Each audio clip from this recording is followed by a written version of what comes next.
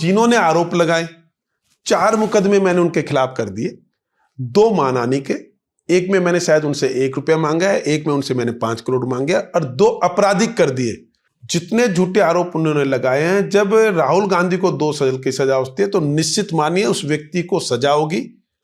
और कोई व्यक्ति, मैं कहता हूं, एक चीज प्रूव कर दें, वो मेरा राजनीति का आखिरी दिन होगा। जमीन खरीदना तो आपके पापा ने भी खरीदी होगी, आपके भाई ने भी खरीदी होगी, आपके अंकल ने। जमीन खरीदना और बेचना अपराध नहीं होता। हम अगली बारिश में इस समस्या से बाहर हो जाएंगे कि जो ये जाम लगता है या सड़कों पे पानी, हमारे हरियाणा के लोगों को उनका केमिकल युक्त पानी हम किसी कीमत पर स्वीकार नहीं करेंगे। नेचुरल जो फ्लो का बारिश का पानी है उसका ठीक है, वो एक नेचुरल फ्लो होना चाहिए, वो एक स्टेट को दूसरे स्टेट में रोकना भी नहीं चाहिए, उसका हम स्वागत करते हैं। कि उन्होंने कहा है तो मुझे लगता है उन्होंने कहा है तो शायद अगले साल तक वो सीटीपी लगा लेंगे और जो काम हरियाणा सरकार ने करने हैं, हम अपने काम हम भी वो कर लेंगे। तो दोनों स्टेट अपने काम कर लेंगे तो केमिकल युक्त पानी से मुक्ति मिल जाएगी। दक्षिण हरियाणा की मांग होती थी कि योग्यता के आधार पर नौकरी लगनी चाहिए। आज हम नौकरी योग्यता के आधार पर दे रहे हैं। हमने 12.5 लाख बीपीएल कार्ड बनाकर दे दिए। जो कहते हैं जी पोर्टल क्या है, ये पोर्टल क्यों कर रहे हैं, पोर्टल का जादू है, ये फैमिली आईडी का जादू है कि आपकी इनकम वेरीफाई होती है और आपको बीपीएल कार्ड मिल जाता है। मुझे कभी नहीं हटाया गया। पहले वाला जो काल था, ओएसडी जब मैं था, मेरे कार्य में बदलाव हुआ कि मुझे ओएसडी के स्थान पर हाउसिंग बोर्ड का चेयरमैन लगाया गया। हटाना होता है कि आपको वहां से बाहर कर दिया, उस सिस्टम से बाहर कर दिया। राहुल गांधी ने माफी नहीं मांगी थी, उसको 2 साल की सजा होगी। उसको तो जो सुप्रीम कोर्ट से केवल जो है वो सजा पे स्टे नहीं है, उसको जो उसकी सदस्यता निलंबित थी उस पर अभी किया है। कुछ लोग जो कहते हैं कि मुख्यमंत्री भला आदमी है पर हमें बदलना है, तो उनको ध्यान में नहीं आता कि जिनको वो भला लगता है उनके आसपास भी एक ताकत है कि वो इस मुख्यमंत्री को बनाकर रखेंगे, तो वो इसको ध्यान में नहीं रखते। जो बदलने की बात करते हैं वो चंद लोग हैं, जो बनाए रखने की बात करते हैं वो पूरा हरियाणा है। जितना मुख्य धारा में दलित समाज आएगा उतना देश आगे बढ़ेगा।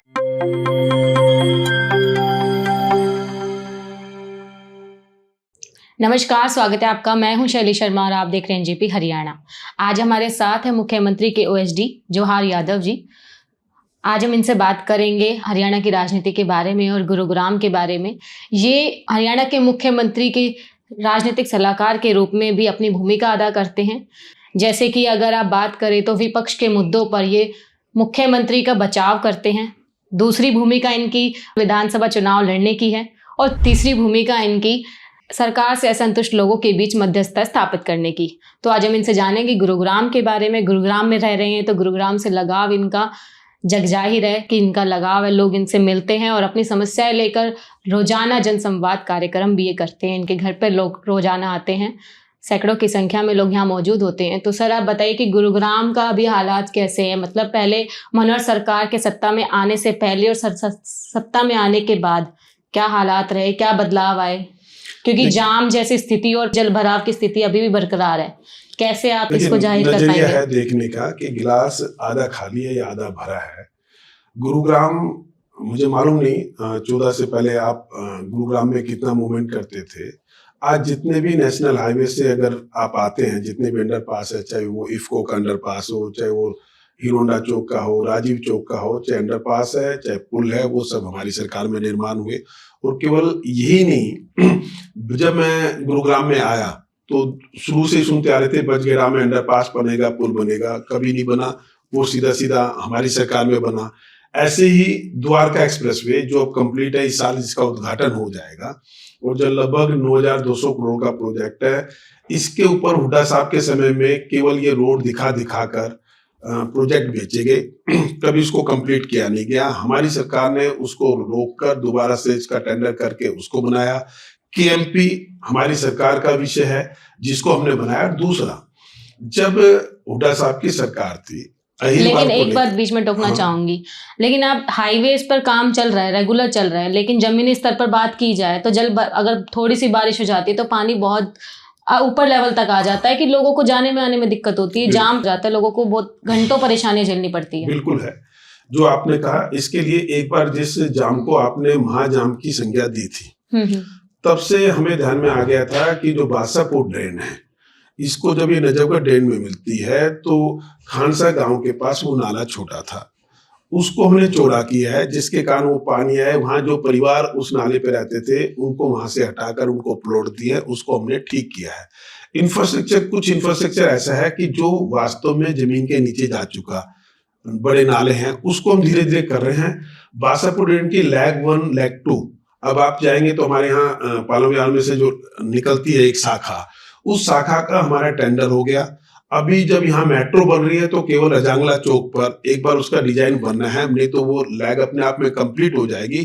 तो हम अगली बारिश में इस समस्या से बाहर हो जाएंगे कि जो ये जाम लगता है या सड़कों पे पानी, हाँ इतना तो रहेगा कि बारिश होगी तो 1-2 घंटे की स्थिति तो रहेगी, परंतु वो नहीं रहेगा कि 2-2 दिन पानी नहीं उतर रहा है, एक दिन पूरा पानी नहीं उतर रहा। उस पर अगली बारिश तक हम अंकुश लगा लेंगे।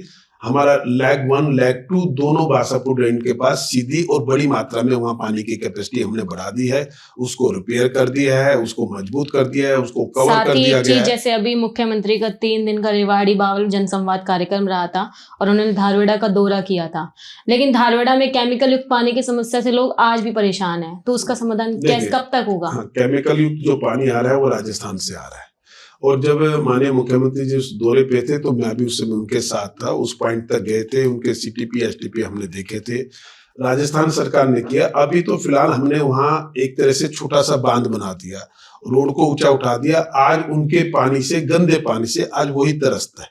मेरे पास उनके मंत्री राजेंद्र यादव जी का भी परसों फोन आया, वहां से अपने विधायक हैं, इंडिपेंडेंट जीते, पहले भाजपा में रहे थे, यादव जी, उनका भी फोन आया कि जी आप इसको हटा लो, हम इससे दुखी हो रहे हैं। तो मैंने कहा आपका पानी जो नेचुरल सोर्स है, जो नेचुरल रास्ते हैं, उससे अगर बारिश का पानी आएगा हम उसका वेलकम करेंगे, उसको किसी तरह बाधा नहीं बनेंगे। परंतु अभी फिलहाल हमने अलवर का इसका भिवाड़ी का पानी आने से रोक दिया है जो गंदा है, और वो आज वहां पर है, हमारे यहाँ नहीं आ रहा है वो। हमने कहा इसका समाधान करो, उनको सीटीपी लगाने की बात की है, हमने कहा सीटीपी लगाओ, एक्शन फोर्स बनाए दोनों राज्य की। हमारे हरियाणा के लोगों को उनका केमिकल युक्त पानी हम किसी कीमत पर स्वीकार नहीं करेंगे।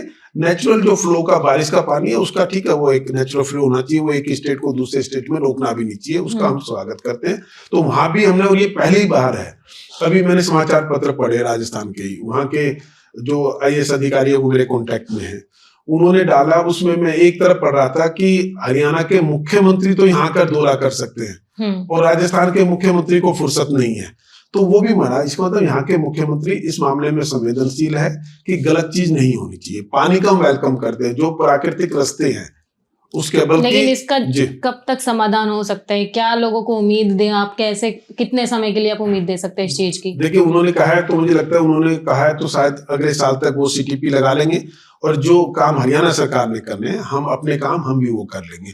तो दोनों स्टेट अपने काम कर लेंगे तो केमिकल युक्त पानी से मुक्ति मिल जाएगी। चलो, अब गुरुग्राम के लिए आपका क्या रोड मैप है? क्या सरकार आगे के लिए इसके लिए क्या अच्छा कर सकती है? देखिए क्या सोचा है आपने? गुरुग्राम में जब हम विपक्ष थे यहाँ, और उस समय जब राव इंद्रजीत जी वहां थे, तो वो कुछ मुद्दे उठाते थे कांग्रेस को घेरने के लिए। वो कहते थे कि GMDA जाना चाहिए। आज राव इंद्रजीत जी भाजपा में, यहाँ से मोदी सरकार में दूसरी बार मंत्री भी है, तो उस समय के सब मुद्दे हमने खत्म कर दिए। GMDA की उस समय मांग होती थी, हम भी उठाते थे, हमने वो GMDA हो गया। मेडिकल कॉलेज गुड़गांव में चाहिए था, मेडिकल कॉलेज बन रहा है। इस तरह की यूनिवर्सिटी गुड़गांव में चाहिए थी, तो गुरुग्राम यूनिवर्सिटी है, वो है। तो जो जो दक्षिण हरियाणा के मुद्दे थे, दक्षिण हरियाणा को पानी चाहिए था, तो महेश जी तो रेवाड़ी रहते हैं, आज आप जाएंगे मैसानी बराज पे, साबी नदी में पानी है, बारिश से हम पानी डाल रहे हैं। जो इस 90 दिनों में, 70 दिनों में ये पानी किसी को नहीं चाहिए होता है, उसको हम पंपिंग करके, लिफ्ट करके पूरे आपका महेंद्रगढ़ में डाल रहे हैं, हम भिवानी में डाल रहे हैं। महेंद्रगढ़ की कृष्णावती नदी है, और एक नदी दोहन नदी है, उसमें हम डेली पानी डाल रहे हैं, और भिवानी के उसमें डाल रहे हैं, जिससे ग्राउंड वाटर ऊपर हो। साबी नदी में हम पानी डाल रहे हैं, और साबी नदी के ही किसान अभी कहते हैं कि हमारा जो चौबा है वो 20 फुट 40 फुट ऊपर आ गया। इस पर लगातार हम काम कर रहे हैं। दक्षिण हरियाणा की मांग होती थी कि योग्यता के आधार पर नौकरी लगनी चाहिए, आज हम नौकरी योग्यता के आधार पर दे रहे हैं। सरकार ये दावा करते हैं जल स्तर बढ़ा है, लेकिन रेवाड़ी, महेंद्रगढ़, गुरुग्राम में देखा जाए वहीं की वही मात्रा है, आंकड़ों में तो वही आ रहा है। नहीं, ऐसा नहीं है, ऐसा नहीं है। देखिए एक दो तरह की है। एक तो है कि हम अभी यमुना का पानी यहाँ ला कर डाल रहे हैं, जो तीनों नदी है, दोहन की नदी है, चाहे साबी नदी है, चाहे कृष्णावती नदी है, इसमें जो पानी आता है वो पानी यहाँ का नहीं है। यहाँ पानी बारिश कम होती है और खासकर महेंद्रगढ़ रेवाड़ी में तो और कम होती है। ये पानी वो है कि मुख्यमंत्री की सूझबूझ है कि हमने 150 करोड़ रुपए में सारी मोटरें बदल के इसको इम्प्लीमेंट किया, नाबार्ड से हमने लोन लिया, उससे के कारण हम इस स्थिति में आए कि ग्राउंड वाटर ऊपर हुआ। अब आ जाता है इंडिविजुअल बात। अब नियम ये है कि मेरा किसी का घर 500 गज का है तो उसको वाटर हार्वेस्टिंग करनी चाहिए। अब वो नकली कर रहा है, उसको दिखाने के लिए एक फोटो लगा रहा है तो वो गलत है, उस मुहिम पर दिक्कत है। परंतु हमने नहरी पानी बढ़ाया है। अब गांव में जो जमीन से वाटर निकलते थे, यहाँ के आसपास के गांव हैं जहां पहले जमीन ही एक सोर्स था पानी का, अब नहरी पानी आने लगा है, जिसके कारण ग्राउंड वाटर अब बढ़ने लगेगा जब हम पानी नहीं निकालेंगे। इस पर हम अच्छा काम कर रहे हैं। सड़कों पे की भी बात है, सड़कों की हालत बीच में थोड़ी खराब हुई है अभी बारिश के चलते, अब हमने उस पर काम करना शुरू कर दिया है। इवन यहाँ पर नहीं, पूरे हरियाणा में अगले साल के टेंडर प्रक्रिया भी जो अगले बजट में होनी है, उस पर मुख्यमंत्री मनोहर लाल जी ने अभी से काम करना शुरू कर दिया, क्योंकि हमें 2 बार आचार संहिता देखनी है। तो उस समय आचार संहिता रहेगी तो उनके टेंडर फ्लोट करना वो अब हमने अभी से कर दिया है, जिससे कि आचार संहिता के चलते कहीं भी किसी काम में बाधा ना आए। तो मुख्यमंत्री का ये विजन है, उस पर वो काम कर रहे हैं। हमारे अगर हम दक्षिण हरियाणा की बात करते हैं, यहाँ का मुख्य मुद्दा था पानी। पानी पे हमने काम किया। यहाँ का मुख्य मुद्दा था बाजरा, क्योंकि बाजरा यहाँ की प्रमुख फसल है। बाजरा के हमने रेट दे दिए हैं। तीसरा था नौकरी योग्यता के आधार पर, तो ये नौकरी है, ये हमने दिया। लॉ एंड ऑर्डर दक्षिण हरियाणा का ठीक है, उस तरह की चोरी चपाटी यहाँ न्यूनतम होती है। कुछ दिनों से कर्मचारी आंदोलन चल रहा है, आप उसके बीच में मध्यस्थता की भूमिका निभा रहे हैं। सरकार ने शुरुआती दौर में बातचीत की लेकिन कोई समाधान नहीं निकला और उसके लिए कमेटी बैठाई, और फिर कांग्रेस कह रही है कि उसको 35-400 करके ही रहेंगी। तो इस पर आपका क्या विचार है? कैसे क्या करेंगी, कैसे मैनेज करेगी सरकार? कांग्रेस अगर उसको 35-400 करना चाहती है तो एक बार राजस्थान और हिमाचल में कर दे। यहाँ बात करेंगे नहीं। हमारे यहाँ क्या होता है, अब ये आम आदमी पार्टी कुछ नहीं कि जी कब बिजली फ्री दे रहे हैं, बिजली फ्री दे रहे हैं वो 500 रुपए की, 200 यूनिट दे रहे हैं, 200 यूनिट तक के 2.5 रुपए होते हैं। हम 2750 रुपए तो पेंशन दे रहे हैं, वो देते हैं 1000 रुपए। अब हम कहेंगे केजरीवाल बताओ आप अपने यहाँ 2750 रुपए कब करने वाले हो?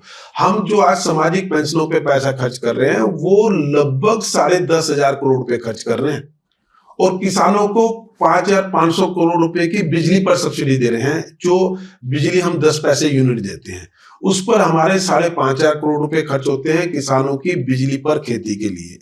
10,500 से ऊपर हम सामाजिक पेंशनों पे खर्च कर रहे हैं। हमने तो ये नहीं कहा कि केजरीवाल जी बताओ, उनका तो कुछ है ही नहीं। जो फ्री बिजली की जिसको बात करते हैं वो हम चाहे विद इन सेकंड कर सकते हैं। हमारा तो पेंशन के अगर हम 250 रुपये बढ़ाते हैं तो उसमें हम पूरे हरियाणा में बिजली पेंशन जो बिजली फ्री देने की स्थिति में आ सकते हैं। तो वो केवल एक मुद्दे को देखते हैं। हम ये कहते हैं कि हम आपको सुविधाएं देंगे, हम आपको क्या नाम है कमाने के अवसर देंगे। हम ये चाहते हैं कि आप पैसा कमाओ और उसको पे करो। वो कहते हैं कि जी आपको कुछ करने की जरूरत नहीं, हम देते हैं। तो मुख्यमंत्री का विजन ये है कि व्यक्ति को गरीबी से बाहर निकालना है। वो व्यक्ति गरीबों को गरीबी बनाते हैं और जो डिजर्व करते हैं। कितना हम सोचते हैं, केंद्र की गाइडलाइन है कि 1,20,000 रुपए जो कमाता है उसको बीपीएल देंगे। मुख्यमंत्री को लगा नहीं बीपीएल में और लोगों की भी मदद करनी चाहिए। उन्होंने आय का दायरा 1,20,000 से बढ़ा के 1,80,000 कर दिया। हमने 12.5 लाख बीपीएल कार्ड बनाकर दे दिए। जो कहते हैं जी पोर्टल क्या है, ये पोर्टल क्यों कर रहे हैं? पोर्टल का जादू है ये, फैमिली आईडी का जादू है कि आपकी इनकम वेरीफाई होती है और आपको बीपीएल कार्ड मिल जाता है, आपको आयुष्मान कार्ड मिल जाता है, आपको चिरायु कार्ड मिल जाता है। 1-20 तक का कार्ड होता है, आयुष्मान कार्ड बोलते हैं, जिसके पैसा कुछ मोदी सरकार देती है और कुछ स्टेट सरकार मनोहर सरकार देती है। इसके बाद जो चिरायु में आते हैं 1,20 से लेके 1,80 के दायरे में जो आते हैं, उसका तो 100% पैसा मनोहर सरकार देती है। और स्वास्थ्य इतना इंपॉर्टेंट है कि 1,80 से 3 लाख के बीच के लोगों को भी इलाज फ्री मिलना चाहिए। उसमें 3,000 रुपए का इंश्योरेंस होता है। मुख्यमंत्री ने कहा कि ठीक है 1,500 इनसे ले लो और 1,500 हम देंगे। 8 लाख परिवार उस दायरे में और आ रहे हैं, और 72 लाख परिवार में से 38 लाख परिवार को हमने सुनिश्चित कर दिया कि उनके घर में कोई बीमार होगा तो 5 लाख परिवार देंगे। ये मुख्यमंत्री के पोर्टल की ताकत है, मुख्यमंत्री की फैमिली आईडी की ताकत है। हमने वो दुकानें बंद कर दी कि आप ट्रांसफर के लिए अधिकारियों के चक्कर काटो, राजनेताओं के चक्कर काटो, आप बीपीएल के लिए अधिकारियों के चक्कर काटो, राजनेता को। मुख्यमंत्री ये कहते हैं कि ये गरीब का, व्यक्ति का अधिकार है जो उसको घर बैठ के मिलना चाहिए, और इसमें मुख्यमंत्री लगातार काम कर रहे हैं। चलो, पिछले दिनों जैसे कि आप विवादों में घिरे रहे हैं। पहले ओएसडी बनने पर आपको हटाने की बात चलती रही, दूसरी बार कार्यकाल में आपको फिर प्रेस कॉन्फ्रेंस कराई गई और आप पे मतलब जमीनों का कुछ चलता रहा विवाद, तो उस पर आप क्या कहेंगे? ऐसा क्यों होता है? एक तो आपके शब्द से मुझे आपत्ति है, मुझे कभी नहीं हटाया गया। नहीं, हटाने की बात चलती है। नहीं, मैं बताता हूँ। पहले वाला जो कहा था, ओएसडी जब मैं था, मेरे कार्य में बदलाव हुआ कि मुझे ओएसडी के स्थान पर हाउसिंग बोर्ड का चेयरमैन लगाया गया। हटाना होता है कि आपको वहां से बाहर कर दिया, उस सिस्टम से बाहर कर दिया। 3 साल में हाउसिंग बोर्ड का चेयरमैन रहा हूं, और अगर आपके अनुसार किसी के आरोपों में दम होता तो मुझे दोबारा नहीं बनाया जाता, मुझे दोबारा बनाया गया। तो यानी कि जो लोग हैं, मुख्यमंत्री अपने लोगों का इस्तेमाल जिसके जब जहां उपयोगिता लगती है उसका प्रयोग करते हैं। उन्होंने दोबारा मुझे ओएसडी वहां बनाया, और जिन्होंने आरोप लगाए, 4 मुकदमे मैंने उनके खिलाफ कर दिए, 2 मानहानि के। एक में मैंने शायद उनसे 1 रुपया मांगा है, एक में उनसे मैंने 5 करोड़ मांगे, और 2 आपराधिक कर दिए। 100% मैं खुद लॉ का विद्यार्थी रहा हूं। जितने झूठे आरोप उन्होंने लगाए हैं, जब राहुल गांधी को 2 साल की सजा होती है तो निश्चित मानिए उस व्यक्ति को सजा होगी। और कोई व्यक्ति, मैं कहता हूं, एक चीज प्रूव कर दे, वो मेरा राजनीति का आखिरी दिन होगा।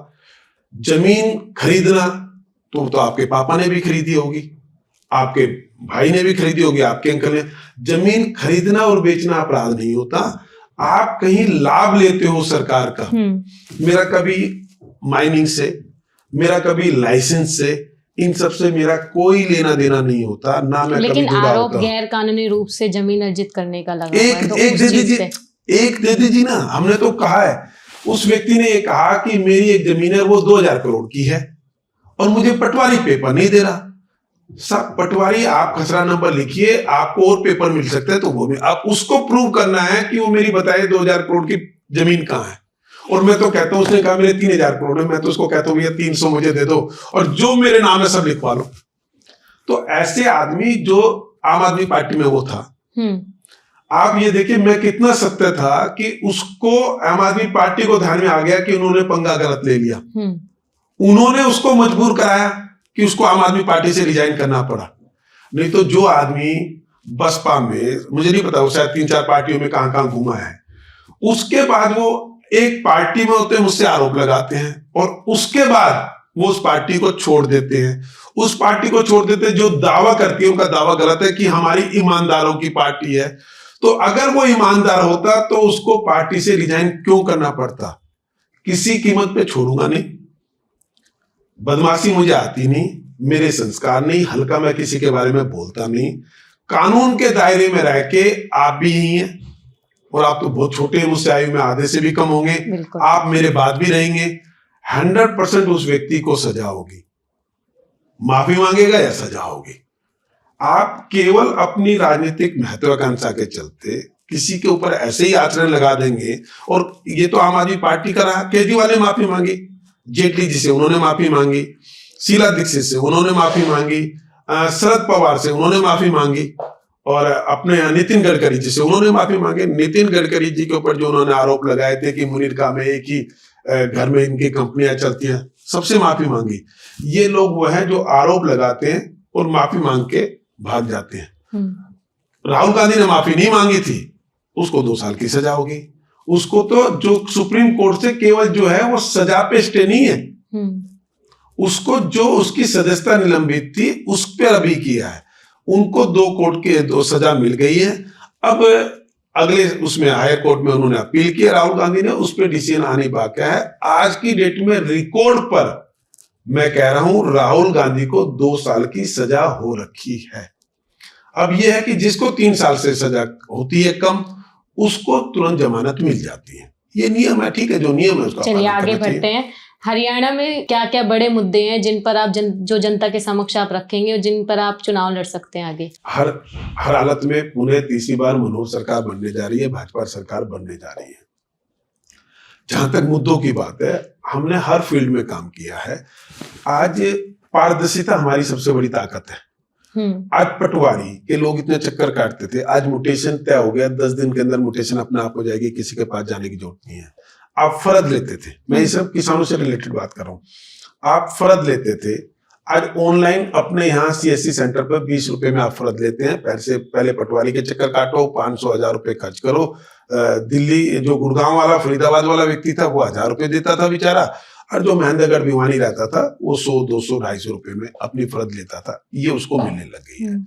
नौकरी पारदर्शिता के आधार पर हो गई है। हमने जो उस समय मुद्दे होते थे हुड्डा साहब के, कि जो डिस्ट्रिक्ट के अनुसार भेदभाव होते थे, हमने वो भेदभाव खत्म किए हैं। हमने इस बार तो पलवल में हमारी 3 सीटें हैं, परंतु एक समय था जब पलवल, नूंह जिला जिसको मेवात कहते हैं, और सिरसा, पहले कार्यकाल में हमारी तीनों उसमें से एक भी सीट नहीं थी। और जो हमने 1100 करोड़ रुपए आते ही सफेद मक्खी का मुआवजा दिया था किसानों को, 5 में से 3 नंबर जिले वो थे जिसमें हमारा एक भी विधायक नहीं था, यानी कि हम उस रूप में देखते ही नहीं है। ये हमारी ताकत है। लड़कियों के लिए, बच्चियों के लिए हमने ये नहीं कहा कि ये हमारा MLA तभी काम होगा। हमने कहा हर 20 किलोमीटर पर CM साहब की सोच थी कि बच्ची पूरा पश्चिम, उत्तर, दक्षिण जिस भी दिशा में जाए उसको 20 किलोमीटर में स्कूल मिलना चाहिए। महिला थाने हमारे समय में 2 थे, उस समय 2 थे, आज शायद वो 40 के, मुझे एग्जैक्ट फिगर नहीं, लास्ट में 34 तो मुझे ध्यान थी, अब ये कितना है, परंतु 2 से 34 तो मुझे कंफर्म है, वो हमने किए हैं। स्कूल की जगह कॉलेज मिलनी चाहिए शायद। हाँ, और कॉलेज तो हमने कह ही दिए, हर 20 किलोमीटर पे हमारे कॉलेज है, जो कि कोई भी उस पे जाती है। तो ये मुख्यमंत्री के सोच है। कोई एक आयाम ऐसा नहीं है। जो गरीब था उसको घर बैठे उसका हक दिया है। पेंशन हमने कहा था, जो पेंशन के मामले का, जब हुड्डा साहब की सरकार थी 1000 रुपए की पेंशन थी, 10 साल में हुड्डा साहब ने पेंशन पे 700 रुपए बढ़ाए। हम अभी तक 1750 रुपए बढ़ा चुके हैं, और 250 रुपए माननीय मुख्यमंत्री जी का बयान था, जल्दी वो भी बढ़ा देंगे। यानी कि उन्होंने 1000 छोड़ी थी, हम उसको 3000 पे लेके जाएंगे। उनको 300 मिली थी, वो केवल 1000 पर लेके गए थे। दूसरा, किसानों के लिए सूरजमुखी, विडंबना समझिए हरियाणा की, साजिश समझिए कितनी गहरी है। हरियाणा में सूरजमुखी से हम खरीदते हैं 6000 रुपए में, पंजाब में वही 3700 से 4000 रुपए के बीच बिकती है। उसके मेरे पास रसीदें भी है, सब चीजें हैं। वहां किसान आंदोलन नहीं होता। हम 6000 रुपए में देखें यहाँ किसान आंदोलन होता है। तो इसका मतलब कुछ साजिश ऐसी है जो हर हालत में मुख्यमंत्री मनोहर लाल जी के पीछे पड़ी है। उनका किसानों के भले से कोई लेना देना नहीं है। वो तो केवल एक साजिश के तहत कि हमें ये मुख्यमंत्री बदलना है। कुछ लोग जो कहते हैं कि मुख्यमंत्री भला आदमी है पर हमें बदलना है, तो उनको ध्यान में नहीं आता कि जिनको वो भला लगता है उनके आसपास भी एक ताकत है कि वो इस मुख्यमंत्री को बनाकर रखेंगे। तो वो इसको ध्यान में नहीं रखते। जो बदलने की बात करते हैं वो चंद लोग हैं, जो बनाए रखने की बात करते हैं वो पूरा हरियाणा है, वो अधिकतम लोगों का प्यार है। तो ये साजिश के तहत हमारी बुराई होती है। कोई एक आप हमें ना, एज ए पत्रकार, आप कोई एक हमारी पॉलिसी बता दीजिए जो आपको उचित ना लगती हो, मैं उसका बता दूंगा किस रूप में उचित है। अब ये प्रॉपर्टी ID और इन सब का चल रहा था, सरकार पे विश्वास उठ गया था लोगों का। ऐसा हो गया था कि परेशान हो गए थे, लाइनों में लग रहे हैं, कोई समाधान नहीं हो रहा है। तो इस चीज से तो सरकार का कहीं ना कहीं बैक पॉइंट आ सकता है चुनाव में। नहीं, वो इसलिए नहीं आएगा। अभी तक ये निश्चित है कि लोगों को कुछ परेशानी हुई। एक कंपनी के आंकड़े उतने ठीक नहीं थे जितने होने चाहिए थे। वो एड्रेस पे वो हो रहा गलत था, हो रखे हैं। एड्रेस पे हो रहा था कि किसी का एड्रेस किसी के नाम पे चल रहा था। हाँ, तो वो गलती हुई ना, उस गलती को हमने ठीक किया है, उस त्रुटि को हमने ठीक किया है। और आज ये है कि पहले कच्ची कॉलोनी में किसी का प्लॉट होता था, उस पर कोई भी कब्जा कर लेता था। आज मान लीजिए उसकी GPA भी है, तो उसकी प्रॉपर्टी ID में उसका नाम चढ़ गया, वो तब तक हो नहीं सकता। आज आपके पास पता है कि मेरा डॉक्यूमेंट सही है, नहीं तो लोगों को। आज हमने एक हमारी स्वामित्व योजना है। स्वामित्व योजना ये है कि लाल डोरे में जिसके घर थे उनके कोई पेपर ही नहीं होते थे, अब हमने उसके रजिस्ट्री भी करके दे रहे हैं फ्री में। पहली रजिस्ट्री फ्री होगी, ये मेरा घर है, मैं इसमें रह रहा हूँ, PDO से रह रहा हूँ, पर मैं इस पे लोन नहीं ले सकता क्योंकि उसकी रजिस्ट्री नहीं है। तो मुख्यमंत्री ने ये कहा कि केवल जो शहर में रह रहा है उसकी प्रॉपर्टी की कीमत नहीं है, गांव में रहने वाले व्यक्ति की भी प्रॉपर्टी की कीमत है। तो उसका हथियार क्या होगा? बैंक लोन देगा तो आपसे रजिस्ट्री मांगेगा ना, आपसे प्रॉपर्टी आईडी मांगेगा। आज कुछ नहीं करना, मैंने अगर जीपीए भी दे और बैंक उसको लोन लेना चाहता है तो प्रॉपर्टी आईडी के माध्यम से भी एक सरकारी संस्था से कंफर्म कर लेता है कि ये प्रॉपर्टी उसकी है या नहीं है। एक उसके पास जीपीए होगी, आप उसका लगातार टैक्स भर रहे हो, टैक्स ज्यादा आता है तो आप मुख्य धारा में आते हो। इससे पहले जितनी भी प्रॉपर्टी थी वो केवल ऐसे बिक जाते थे, उसके टैक्स का कोई लेना देना नहीं होता था। मान लीजिए एचएसवीपी की जमीन छोड़ दें, मेरी किसी अनऑथराइज कॉलोनी में प्रॉपर्टी है, उसकी रजिस्ट्री भी हो रही है, मान लीजिए रजिस्ट्री होके मैं डेवलपमेंट चार्ज तो देता ही नहीं था। आज ये हो गया कि जब तक आप एनओसी लेके नहीं आएंगे फैमिली आईडी से कि आपका कोई ड्यूज नहीं है प्रॉपर्टी आईडी से, आपकी रजिस्ट्री नहीं होगी, लोग मुख्य धारा में आएंगे, बेनामी प्रॉपर्टियां पकड़ के निकल कर आएगी। तो इन सबको कारण आज मेरे पास यूएसए से भी फोन आए, ठीक है, कि वैसे हमारी प्रॉपर्टी आईडी में नाम कुछ है, संशोधन कराना है। तो मैंने कहा चलो करा लेना। उसने मुझे कहा कि जी मुख्यमंत्री जी का कमाल है, आज तक हम डरे रहते थे, आज कम से कम ये है कि कहीं रिकॉर्ड पे तो हमारी प्रॉपर्टी आई। कल को इस पे कब्जा होता है, पड़ोसी भैंस बांधता है और धीरे धीरे उसको भैंस खाना ही बनाया था, वो व्यक्ति बाहर हो जाता है। तो आज उसका डॉक्यूमेंट्स हो गया। तो इसके कारण लोगों को राहत मिली है, लोगों की आर्थिक ताकत बढ़ी है। कोई भी व्यापारी जब वो काम करता है, कोई फैक्ट्री लगाता है, तो अपने एसेट, घर को भी, घर एक एसेट है, उसको बेचना नहीं चाहता पर उसको लोन चाहिए, वो रख सकता है। तो ये व्यक्ति गांव का भी अधिकार था, गांव के लोगों ने कोई गुनाह थोड़ी कर रखा था, किसान ने कोई गुनाह थोड़ी कर रखा था, ये उसकी वो थी। तो मुझे लगता है कि मुख्यमंत्री मनोहर लाल ने प्रॉपर्टी आईडी के माध्यम से लोगों को सक्षम बनाया है, सबल बनाया है। लेकिन लोगों को परेशानियां बहुत झेलनी पड़ी इसके पीछे। देखिए, हाँ वही होगी, मैंने कहा है एक उस पर जब आप कोई नया कुछ करते हैं तो एक प्रयोग होता ही है, परंतु नियत ठीक है मुख्यमंत्री की, लोगों ने उसको सराहा है। आज उस तरह की चीजें कम हो गई, कब्जे कम होने लगेंगे, इलीगल कॉलोनियां डेवलप होनी कम हो जाएगी। इसका एक लॉन्ग टर्म में लाभ है और इस पे भी हमने लगभग पार लिया है। अब केवल कुछ हजार प्रॉपर्टी आईडी रह गई है जिनका हमने ठीक करना है। चलो समापन की ओर बढ़ते हैं। गुरुग्राम में नगर निगम के चुनाव बहुत लंबे समय से लटके हुए और ऐसी बातें सामने आ रही कि सरकार चुनाव नहीं कराना चाहती, इस पर आप क्या कहेंगे? नवंबर तक मुझे लगता है चुनाव हो जाएंगे। नवंबर तक? हाँ, अभी वो प्रक्रिया चल रही है, वार्ड बंदी हो गई है। वार्ड बंदी में दिक्कत आ गई थी, पहले वो जनसंख्या थी, फिर वो परिवार पहचान पत्र की जनसंख्या थी, उसके कारण विधानसभा में एक अमेंडमेंट करना पड़ा, वो अमेंडमेंट हो गया है। अब अगर सब चीजें ठीक रही, कोई कानूनी प्रक्रिया में दिक्कत नहीं आई, कोई इस तरह की कोई वैसे दिक्कत नहीं आई, तो मुझे लगता है ये एक लोकतंत्र की प्रक्रिया है और इसको पूरा करना। नई वार्ड बंदी के बाद अनुसूचित जाति के 3 वार्ड बचे हैं, तो उसके लिए लोग मतलब कई पक्ष गए भी हैं कोर्ट में और वो भी कह रहे हैं कि ऐसा नहीं होना चाहिए। तो क्या है ये, क्या विषय है, मतलब पूरा मामला बताएंगे? हम तो चाहते हैं कि अनुसूचित जाति लोगों को अधिकतम जो उनका प्रतिनिधित्व वो मिलना चाहिए। भारतीय जनता पार्टी ये सोचती है, परंतु जितना मुझे पता चला इसका जो एक्ट है, एक्ट ये कहता है कि आबादी जो है उसके आपसे रिजर्वेशन होगा, ना कि वार्ड के आधार पे। तो जितनी आबादी है उसके आधार पर है, पर हम चाहते हैं उनको अधिकतम प्रतिनिधित्व आए। जितना मुख्य धारा में दलित समाज आएगा उतना देश आगे बढ़ेगा। हम चाहते हैं कि इनको अधिकतम लाभ मिलना चाहिए। इसमें भारतीय जनता पार्टी का, मुख्यमंत्री जी का स्पष्ट मत है, पर हम सब एक्ट से बंधे हुए लोग हैं, क्योंकि कानून की प्रक्रिया के चलते ही देश चलता है। अगर इनका प्रतिनिधित्व बढ़ता है, इनके वार्ड बढ़ते हैं, तो हम तो उसका स्वागत करेंगे। ठीक है, बहुत बहुत धन्यवाद, आपने हमारे चैनल से बात करी।